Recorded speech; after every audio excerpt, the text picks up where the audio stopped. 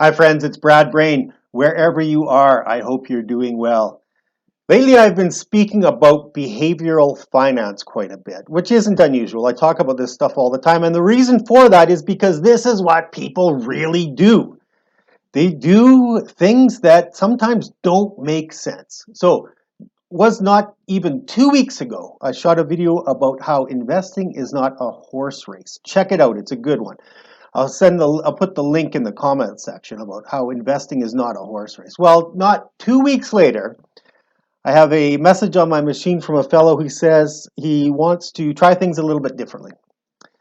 Now, to be fair, I don't know what that really means. I don't know if that means he wants to work with somebody that's a little bit closer to him than I am, or if maybe his niece just got mutual fund licensed, or who knows what. So I don't really know what wanting to go in a different direction means, but I think I know. And the reason I think I know is that I've had a lot of conversations with this fellow over the years, and sometimes we just aren't on the same page. Now, that's not necessarily 100% his fault. One of the things that I think is a key part of my job is to find a way to explain sometimes complicated things in a fashion that people can understand, right? Because there is a lot of jargon, there's a lot of buzzwords, there's a lot of acronyms in this industry. It doesn't make it easy. So I'm not saying it's all on him, but we just really didn't get lined up on this one concept. I'll tell you about that in a second. But here's why I say I think I know what he's talking about is through this process of him transferring his investments to whoever he's going to work with next, he ended up sacrificing irreplaceable guaranteed income for life. Now, I've been doing this for a long time. It's one of those things where you never think you're old, but the calendar shows no mercy. I've been doing this for a quarter century now. That's a long time, right? So I did a little math in my head. I figured, if I work 250 days a year, and even if I only look at one retirement income planning scenario in a day, 250 days a year times 25 years, that's 6,250 retirement planning income scenarios that I've analyzed. And realistically, the numbers are going to be far bigger. They might be 10 times bigger, right? So I've looked at a lot of this stuff. And trust me, guaranteed income for life is not something that you would take lightly. That the number one fear that people have as they enter into retirement is running out of money.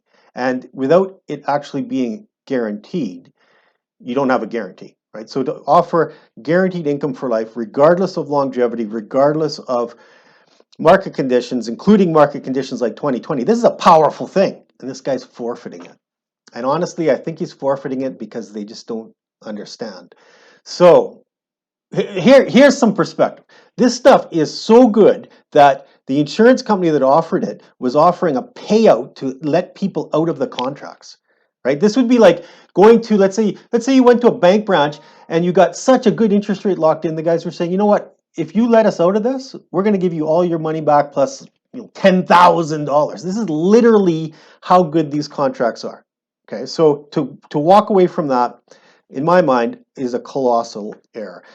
But when I said before about how we've sometimes been not on the same page, let me tell you about that.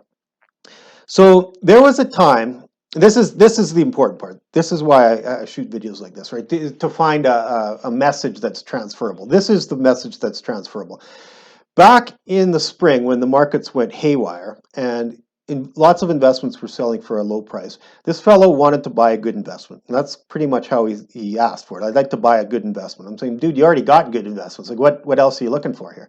But he wanted to buy a good investment. I'm saying, well, for what? Like, what's the purpose? And when I say stuff like this, I'm not being a smart aleck. I mean, like, why are you buying this investment? Because there should be a reason, right? There should be a reason why we buy things.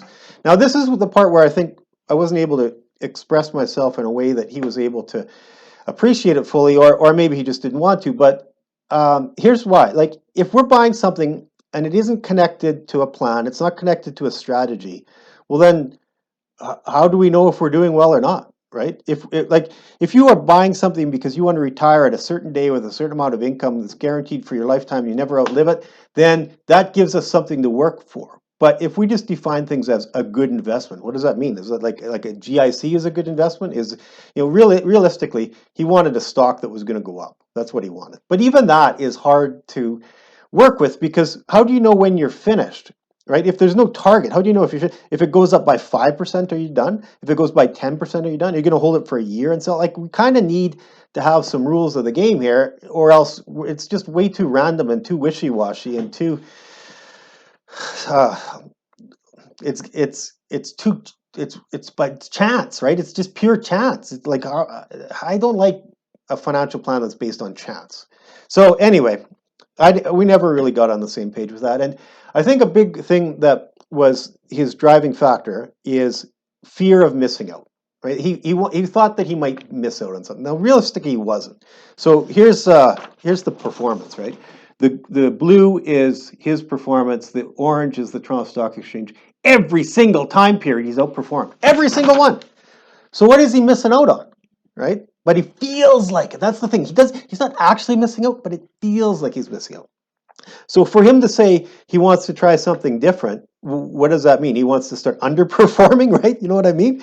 Anyway, so this fear of missing out, it's a powerful, powerful thing, though. It is. And the problem, though, is it can make us make weird decisions. It can make us make decisions that just do not make any sense for your situation. So I say this time and again, probably every single week that I'm working, and probably a lot of weeks I'm not actually working. I say sooner or later, I say it to somebody, I say the key to financial planning is defining what your objectives are and then making decisions that are consistent with your objectives.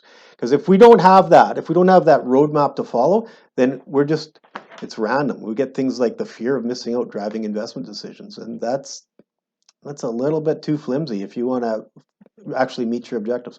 Anyway, hopefully this makes sense.